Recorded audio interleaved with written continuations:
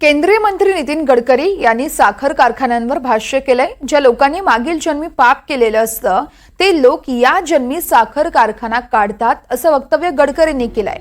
तसेच मला पहिल्यांदा साखर कारखान्यात फायदा झाला असं देखील नितीन गडकरी यांनी स्पष्ट केलंय।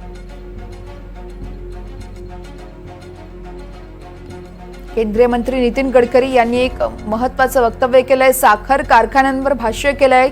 ज्या लोकांनी मागील जन्मी पाप केलं असतं ते लोक या जन्मी साखर कारखाना काढतात असं गडकरी म्हणतात। मला एक गोष्ट नक्की माहिती आहे की मी कुठल्याही वर्तमानपत्रात नव्हतो, माझा काही संबंध डायरेक्ट इनडायरेक्टली नव्हता, पण मी संघाचा असल्यामुळे काही काळामध्ये मला आमच्या संघाच्या सहकार्याने स्वतःकडे लक्ष द्यायला सांगितलं।